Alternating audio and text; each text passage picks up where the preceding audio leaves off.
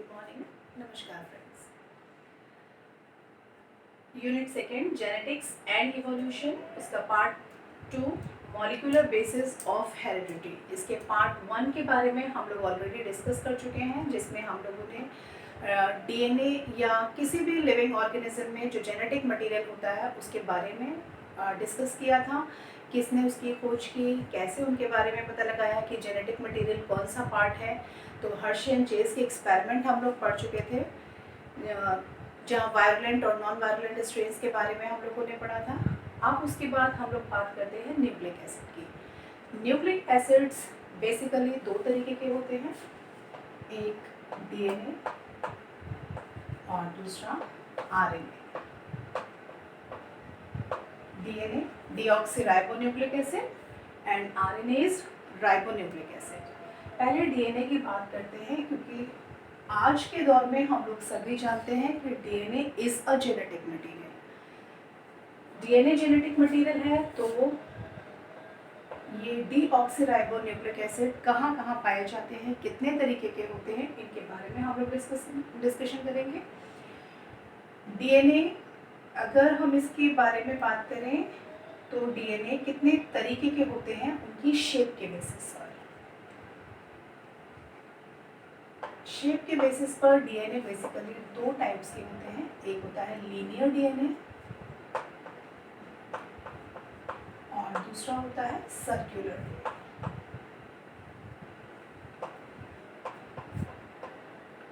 DNA. Linear means straight,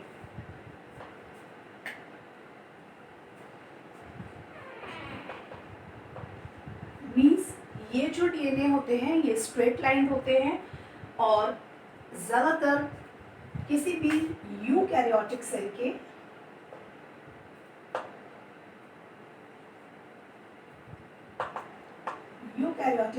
nucleus में पाए जाते हैं।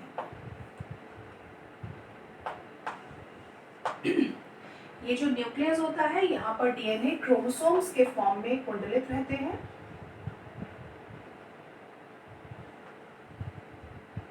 और डीएनए हिस्टोन प्रोटीन्स के साथ जुड़ जाते हैं।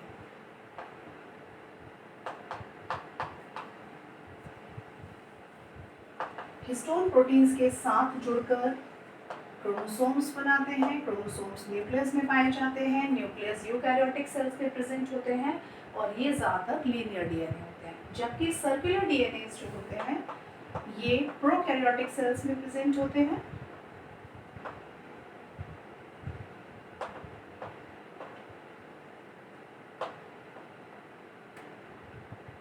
In the form of plasmids या ये माइटोकॉन्ड्रिया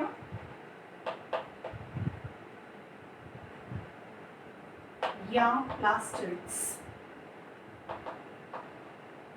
माइटोकॉन्ड्रिया या प्लास्टिड्स में यूकैरियोटिक सेल्स की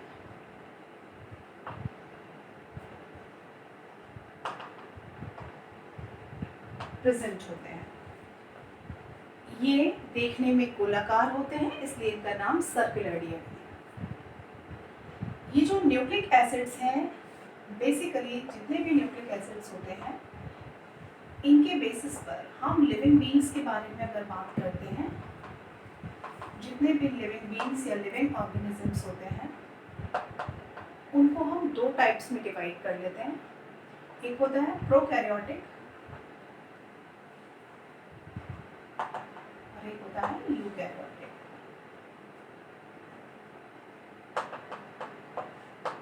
यूकैरियोटिक सेल्स में ज़्यादातर डीएनए न्यूक्लियस में प्रेजेंट होता है, क्रोमोसोम्स के। जबकि प्रोकैरियोटिक सेल्स जो होते हैं इनमें क्रोमोसोम्स नहीं होते हैं, डीएनए जो होता है वो साइटोप्लाज्म में बिखरा हुआ पड़ा रहता है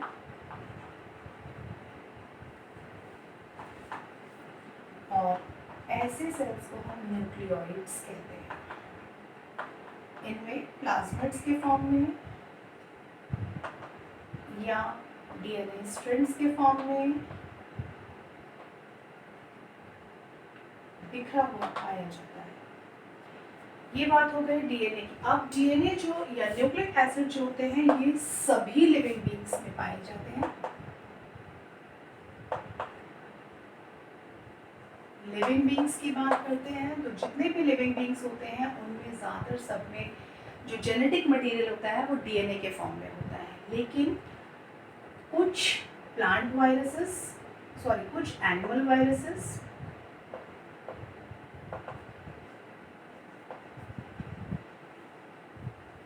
and most of the plant viruses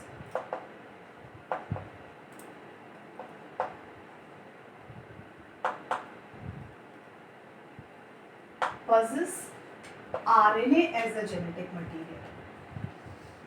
viruses के बाद वायरस हमने कहा लिविंग बींग्स में अदर देन वायरसेस जितने भी ऑर्गेनिजम्स होते हैं उनको हम लिविंग बींग्स में काउंट करते हैं, चाहे वो प्रोकैरियोटिक हो और चाहे वो यूकैरियोटिक हो। प्रोकैरियोटिक में हम बैक्टीरियाज की बात करते हैं, साइनोबैक्टीरियाज की बात करते हैं, और यूकैरियोटिक में जितने भी प्लांट सेल या एनिमल सेल्स होते हैं उनकी बात करते हैं। लेकिन वायरसेस जो होते हैं वो हमेशा इंटरमीडिएट लिंक होते हैं in between living and non living.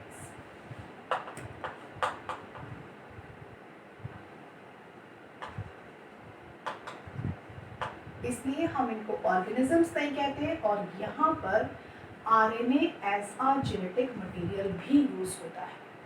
अब हम लोग बात करेंगे कि आखिरकार डीएनए किन चीज़ों से मिलकर बना होता है, डीएनए का कॉम्पोजिशन क्या होता है, तो उसके केमिकल नेचर के बारे में बात करेंगे।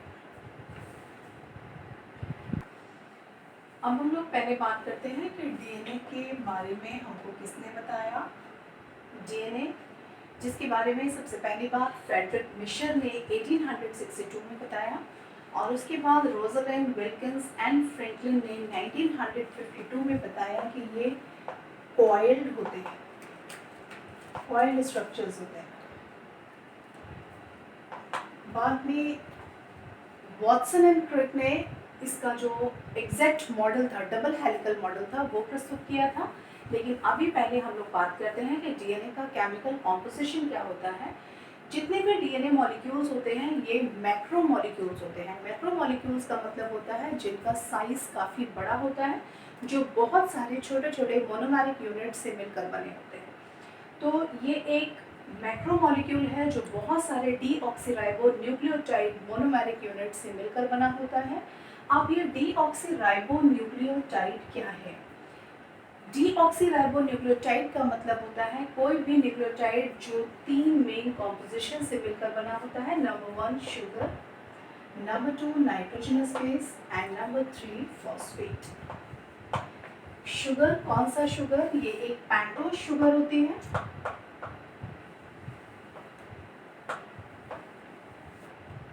पेंटोज शुगर होने का मतलब होता है जिसमें 5 कार्बन्स होते हैं। और डीएनए के केस में ये डीऑक्सीराइबोज होती है। Deoxyribose sugar. जितने भी नाइट्रोजनस बेसेस होते हैं इनको हम 2 पार्ट्स में डिवाइड कर लेते हैं। पहले होते हैं प्यूरिन्स और दूसरे पिरिमिडिन्स। प्यूरिन्स नाइट्रोजनस बेसिस हम नाम ले रहे हैं तो नाइट्रोजन इसका मेन कंपोनेंट है। प्यूरिन्स जो होते हैं ये डबल रिंग स्ट्रक्चर्स होते हैं।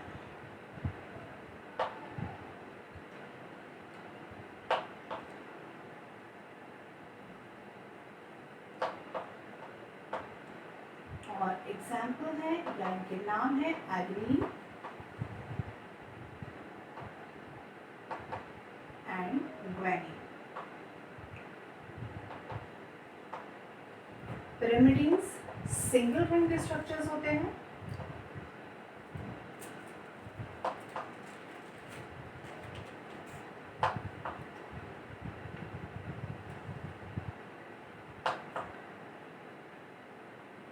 Cytosine and thymine. डिजिग्नेट करने के लिए एडेनिन को कैपिटल ए से, ग्वानिन को जी से, साइटोसिन को कैपिटल सी से एंड थायमिन को कैपिटल टी से डेजिग्नेट किया जाता है। और फॉस्फेट्स जो होती हैं इनको हम फॉस्फोरिक एसिड या PO4 से लीड करते हैं। डीऑक्सीराइबोन्यूक्लियोटाइड्स का मतलब कोई भी एक मोनोमेरिक यूनिट जो 3 मेन कंपोनेंट से मिलकर बनी हुई है, sugar, nitrogenous bases and phosphates. Sugar का मतलब पेंटोज शुगर्स जो 5 कार्बन वाली होती हैं और डीएनए के केस में उसको नाम दिया गया डीऑक्सीराइबोज शुगर। नाइट्रोजनस बेसेस जिनको हमने 2 पार्ट्स में डिवाइड कर लिया, प्यूरिन एंड पिरामिडीज। प्यूरिन जितने भी होते हैं डबल रिंग स्ट्रक्चर्स होते हैं, पिरामिडीज जो होते हैं सिंगल रिंग स्ट्रक्चर्स होते हैं। प्यूरिन्स के टाइप हैं adenine and guanine and pyrimidine के टाइप हैं साइटोसिन एंड थायमिन। और जो फॉस्फेट होती है वो हमको PO4 या फॉस्फोरिक एसिड से मिलती है। अब हम लोग बात करते हैं नाइट्रोजनस बेसेस की। न्यूक्लियोटाइड्स के बारे में हम लोग बात कर रहे थे। जितने भी न्यूक्लियोटाइड्स होते हैं वो फिर छोटे छोटे यूनिट से मिलकर बने होते हैं जिनको हम न्यूक्लियोसाइड्स कहते हैं। हर एक न्यूक्लियोसाइड में 2 मेन कंपोनेंट होते हैं, नाइट्रोजनस बेस प्लस शुगर। अब ये शुगर कौन सी है? पेंटोज शुगर है। नाइट्रोजनस बेस कौन से हैं हमारे पास? या तो एडेनिन, या तो ग्वानिन, या तो साइटोसिन, या तो थायमिन। ये नाइट्रोजनस बेसेस पेंटोज शुगर के साथ में जुड़कर और जिस बॉन्ड के थ्रू वो जुड़ते हैं उस बॉन्ड को हम बीटा ग्लाइकोसिडिक बॉन्ड कहते हैं। इनको जोड़ने के लिए बीटा ग्लाइकोसिडिक बॉन्ड्स लगे हुए रहते हैं जिनके कारण ये जुड़ करके एक मोनोमेरिक यूनिट बनाते हैं जिसको न्यूक्लियोसाइड कहते हैं। इस न्यूक्लियोसाइड में अगर फॉस्फेट भी ऐड हो जाता है तो वो न्यूक्लियोटाइड कहलाता है। जितने भी न्यूक्लियोसाइड्स होते हैं ये 4 टाइप्स के होते हैं depending upon the types of nitrogenous bases. अगर एडेनिन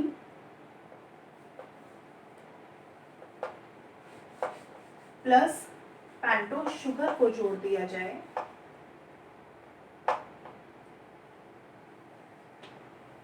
तो जो पहला न्यूक्लियोसाइड हमारे पास बनेगा डीऑक्सी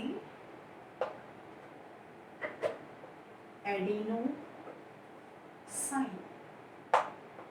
डीऑक्सी एडिनोसाइन इसी तरीके से ग्वानिन के साथ जोड़ दिया जाए plus pentose sugar, then it is known as deoxy guanosine.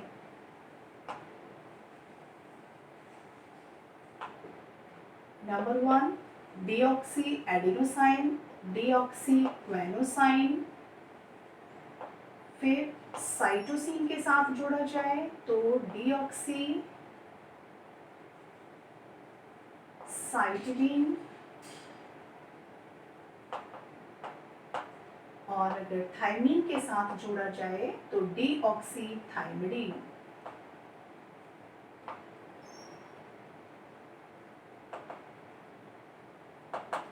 Means 4 तरीके के न्यूक्लियोसाइड्स हमारे पास है। Adenine plus pentose sugar that is known as deoxy adenosine. Guanine plus pentose sugar is known as deoxy guanosine. Cytosine plus pentose sugar is known as deoxy cytidine and thymine plus pentose sugar is known as deoxy thymidine. ये 4 तरीके के nucleosides जब glycosidic bond के through जुड़ करके phosphate sugar के साथ जुड़ जाते हैं तो ये बनाते हैं न्यूक्लियोटाइड्स।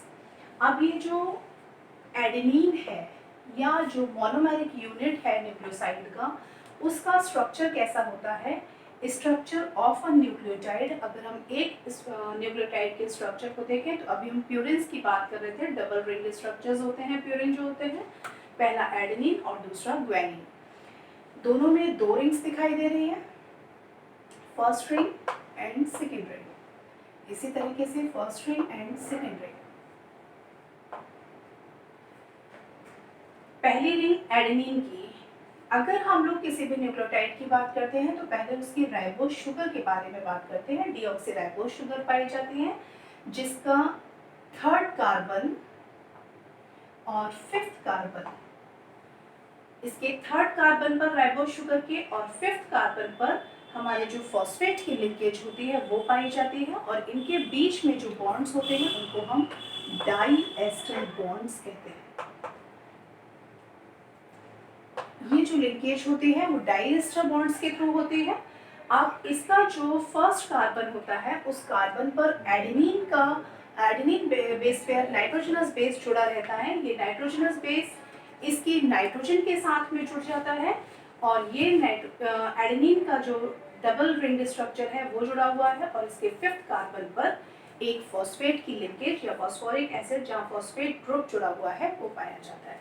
अब इसी तरीके से ये पूरी एक चेन बन जाती है जिसके थ्रू या ग्वानिन का स्ट्रक्चर, ये है राइबोज आपका थायमीन का स्ट्रक्चर, और उसके बाद ये है आपका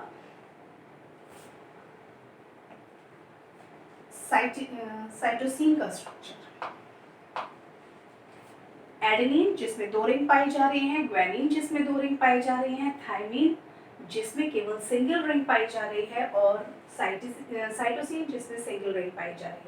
अब अगर किसी न्यूक्लियोटाइड की हम बात करते हैं तो सबसे पहले उसके साथ एक शुगर, फॉस्फोरिक ग्रुप, और उसके साथ एक जुड़ा हुआ नाइट्रोजनस बेस पेयर। तो यहाँ पर एडेनिन है इसलिए हमने इसको नाम दे दिया एडिनोसाइन मोनोफॉस्फेट। एडिनोसाइन जुड़ा हुआ है, शुगर जुड़ा हुआ है, और फॉस्फेट ग्रुप जुड़ा हुआ है, सिंगल यूनिट है इसलिए मोनोफॉस्फेट। इसी तरीके से ग्वानिन के साथ में जब राइबोज शुगर यहाँ से ऐड हो जाती है और उसके साथ में उसके फिफ्थ कार्बन पर फिर से फॉस्फोरिक ग्रुप ऐड हो जाता है तो ये बन जाता है ग्वानोसाइन मोनोफॉस्फेट। इसी तरीके से थायमीन जो सिंगल रिंग में प्रेजेंट है, इस थायमीन के साथ में इस नाइट्रोजन से एक राइबोज शुगर ऐड हो जाए और उसके फिफ्थ कार्बन से फॉस्फोरिक ग्रुप ऐड हो जाए तो ये बन जाता है थायमिडीन मोनोफॉस्फेट। और साइटोसिन के साथ में इस नाइट्रोजन के साथ में एक राइबोज शुगर ऐड हो जाए और उसके बाद फिर से फॉस्फोरिक एसिड का फिफ्थ कार्बन पर फॉस्फोरिक ग्रुप ऐड हो जाए तो ये बन जाता है साइटोसिन मोनोफॉस्फेट। मोनोफॉस्फेट इसीलिए कह रहे हैं सिंगल फॉस्फोरिक ग्रुप ऐड है यहाँ पर। जब उसके थर्ड कार्बन से ये फॉस्फोरिक ग्रुप ऐड होता चला जाता है तो एक लॉन्ग चेन बन जाती है, मैक्रोमोलिक्यूल बनता चला जाता है इन यूनिट्स के जुड़ने से, जिसको कि हम डीएनए के स्ट्रक्चर में काउंट करते हैं। और ये जो लिंकेज होती है ये हमेशा डाइएस्टर बॉन्ड्स के थ्रू होती है। अब हम लोग बात करेंगे इसके बाद डीएनए के पाए। तो अभी तक हमने बात की न्यूक्लियोसाइड्स के बारे में। अब न्यूक्लियोसाइड्स जितने भी होते हैं जब वो फॉस्फोरिक एसिड के साथ जुड़ जाते हैं तो न्यूक्लियोटाइड्स बनाते हैं, और ये न्यूक्लियोटाइड्स एक लॉन्ग चेन में जब इकट्ठे हो जाते हैं तो उसको हम मैक्रोमोलिक्यूल कहते हैं, जो कि डीएनए के डबल हेलिक्स बनाते हैं। जब हम न्यूक्लियोटाइड्स की बात कर रहे हैं तो हर एक न्यूक्लियोटाइड बनने के लिए न्यूक्लियोटाइड्स भी हमारे पास 4 तरीके के होते हैं, 4 टाइप्स के होते हैं। अब वो 4 टाइप्स कौन से हैं? Depending upon the types of nucleoside plus phosphoric acid, deoxyadenosine, deoxyguanosine, deoxycytidine and डीऑक्सीथायमिडीन।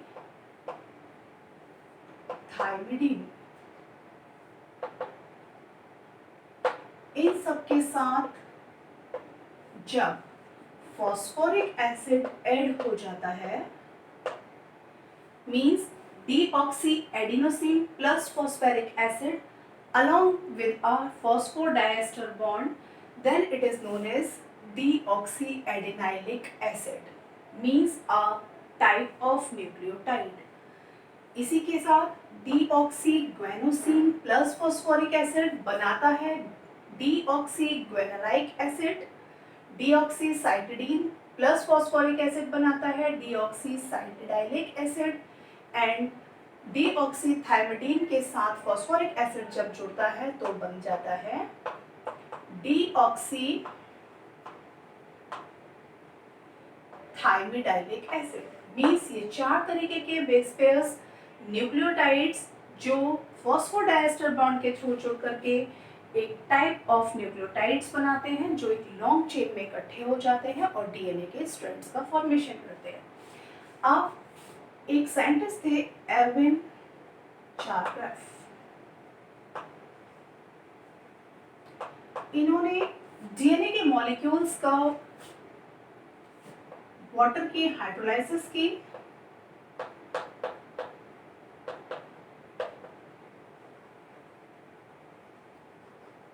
और उस हाइड्रोलाइसिस के बेसिस पर जो उनको रिजल्ट्स मिले उसको इन्होंने इक्विवेलेंस लॉ ऑफ चारग्राफ के नाम से जाना गया। उस लॉ के हिसाब से जितना भी एडेनिन होता है किसी भी डीएनए मॉलिक्यूल में वो हमेशा थायमीन के बराबर होता है और जितना भी साइटोसिन होता है वो हमेशा ग्वानिन के बराबर होता है। मींस जितने मॉलिक्यूल एडेनिन के होंगे उतने ही मॉलिक्यूल थायमीन के होंगे और जितने ग्वानिन के होंगे उतने ही साइटोसिन के होंगे। ये वाइस वर्सा भी होता है। Adenine is equals to always equals to thymine, thymine is also equals to adenine. इसी तरीके से number of molecules of guanine are always equals to cytosine and cytosine के मॉलिक्यूल्स जो होते हैं वो हमेशा ग्वानिन के बराबर होते हैं। अब इसके बाद में हम लोग बात करेंगे, अगला टॉपिक है डीएनए के स्ट्रक्चर। अब हम लोग बात करेंगे सबसे important topic that is the double helical model of DNA. ये डबल हेलिकल मॉडल प्रपोज करने के लिए ये वो मॉडल था जो अब तक सर्वमान्य है, अब तक सबसे ज़्यादा माना गया डीएनए का मॉडल है। इसके बारे में बताने वाले बहुत सारे साइंटिस्ट और उनके कोवर्कर्स। सबसे ज़्यादा नाम जो आता है हमारे पास Watson and Crick. Watson and Crick के साथ साथ विल्किंस, रोजलिन, चारग्राफ, इन सब ने मिल करके 1952 में डीएनए का डबल हेलिकल मॉडल प्रपोज किया। ये एक 3 डायमेंशनल स्ट्रक्चर था जिसके अकॉर्डिंग हर एक DNA molecule double stranded form में पाया जाता है।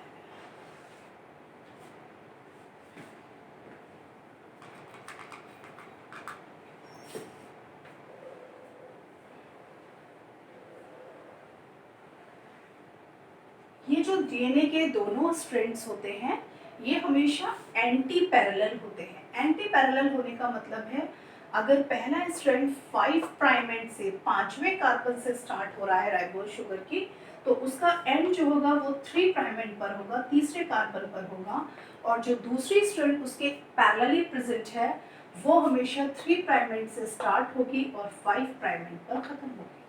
मीन्स ऑल दोनों स्ट्रैंड्स जो होती हैं हमेशा वो एंटी पैरेलल होती है। एंटी पैरेलल होने का मतलब अगर पहली स्ट्रैंड 5वें कार्बन से स्टार्ट हो रही है तो तीसरे कार्बन पर खत्म होगी और दूसरी स्ट्रैंड उसी के जस्ट पैरेलली प्लेस्ड है लेकिन वो तीसरे कार्बन से स्टार्ट होकर के 5वें कार्बन पर खत्म होगी। हर एक कर्व में डीएनए इसके बीच में पहले एक इमेजिनरी एक्सिस प्रेजेंट होती है जो फॉस्फेट्स की बनी होती है।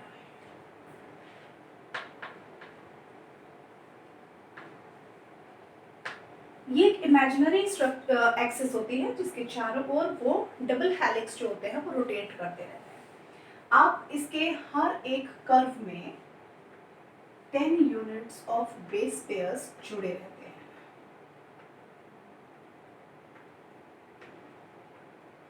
ये नाइट्रोजनस बेसिस, इन नाइट्रोजनस बेसिस में हमेशा एडेनिन की जो बॉन्डिंग होगी वो थायमीन के साथ होगी, थायमीन की जो बॉन्डिंग होगी वो हमेशा एडेनिन के साथ होगी। अगर पहले स्ट्रैंड पर एडेनिन प्रेजेंट है तो उसके रिवर्स दूसरे स्ट्रैंड पर थायमीन प्रेजेंट होगा, और अगर पहले स्ट्रैंड पर थायमीन प्रेजेंट है तो दूसरे स्ट्रैंड पर उसका रिवर्स एडेनिन प्रेजेंट होगा। और इन दोनों के बीच में जो बॉन्डिंग होगी वो डबल बॉन्ड्स के थ्रू होगी। जबकि अगर पहले स्ट्रैंड पर साइटोसिन प्रेजेंट है तो दूसरे पर ग्वानिन होगा, और अगर पहले पर ग्वानिन है तो दूसरे पर साइटोसिन होगा, और इन दोनों के बीच में हमेशा ट्रिपल बॉन्ड्स पाए जाएंगे, 3 हाइड्रोजन बंधों से जुड़े रहेंगे। इस तरीके से एक कर्व में टोटल 10 बेस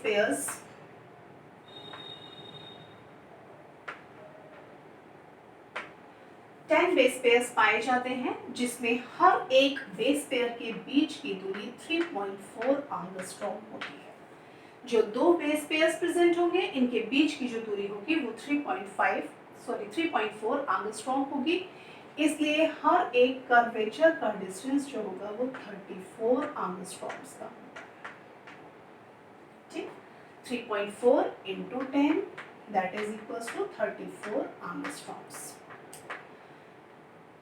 जो इसका डायमीटर होता है वो 20 एंगस्ट्रॉम्स का होता है और रेडियस 10 एंगस्ट्रॉम्स का होता है। यहाँ माइनर ग्रूव्स प्रेजेंट होते हैं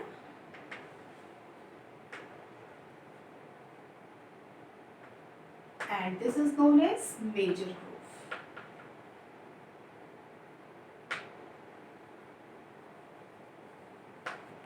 Groove means गहराई, गड्ढा। जहाँ पर कम फोल्डिंग्स है वो माइनर ग्रूव्स कहलाएंगे, छोटे। और मेजर ग्रूव का मतलब होता है जहाँ गहराई ज्यादा है। इस तरीके से पूरे के पूरे जो न्यूक्लियोटाइड बेस पेयर्स होते हैं वो इस तरीके से जुड़ जाते हैं, एक डायस्टर बॉन्ड के थ्रू जुड़े रहते हैं और वो फॉस्फेट की जो रिंग होती है इसकी एक्सेस बनाती है। ये हमेशा एंटी पैरेलल होते हैं और इनके बीच की जो दूरी होती है वो 3.4 एंगस्ट्रॉम्स की होती है। टोटल जो होता है वो 34 एंगस्ट्रॉम्स का होता है। ये स्ट्रक्चर है बीडीएनए का।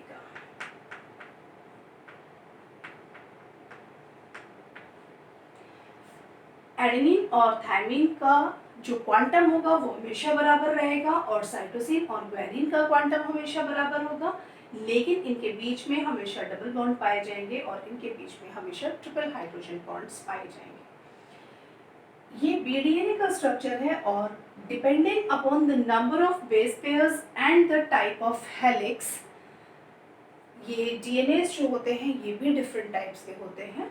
तो उसको चार्ट को भी हम लोग डिस्कस करेंगे, लेकिन ये जो बीडीएनए का स्ट्रक्चर है ये हमेशा राइट हैंडेड होता है।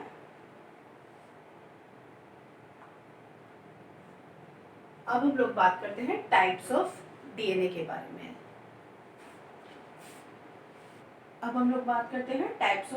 बारे में।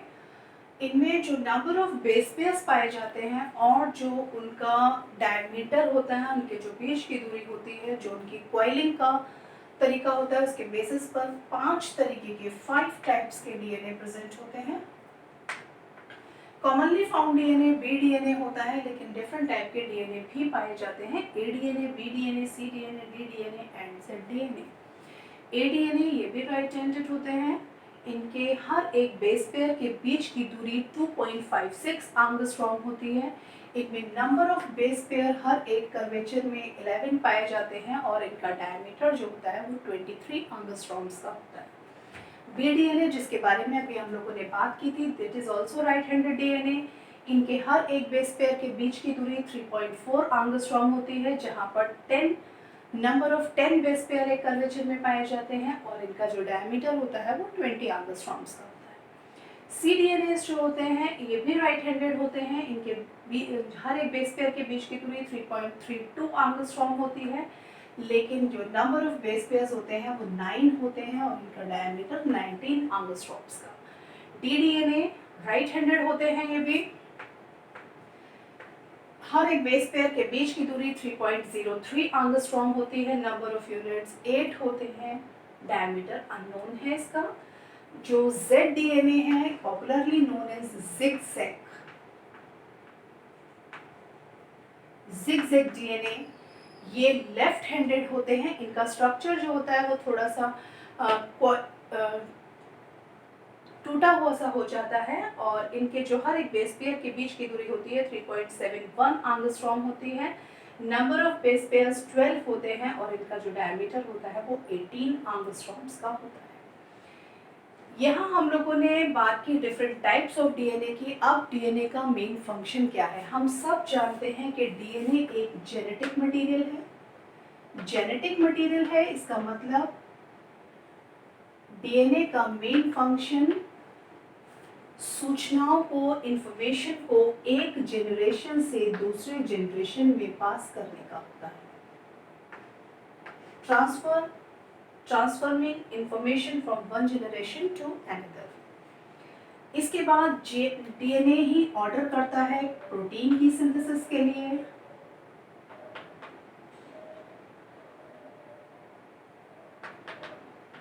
मैसेज प्रोवाइड करता है मैसेंजर आरएनए के थ्रू,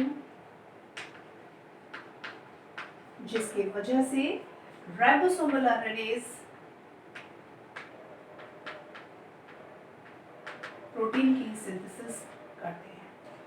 तो डीएनए अपने आप में वो मटेरियल है जिसकी वजह से लाइफ परसिस्ट करती है। क्यों? क्योंकि ये एक जेनेटिक मटेरियल है, ये एक आनुवंशिक पदार्थ है, ये वो लिविंग मटेरियल है जिसकी वजह से लाइफ आगे कैरी ऑन होती चली जाती है। यहाँ पर हमने डीएनए के बारे में डिस्कशन कर लिया। अब अगले सेशन में, अगले यूनिट में हम लोग बात करेंगे दूसरे न्यूक्लिक एसिड जिसका नाम है आरएनए। Thank you.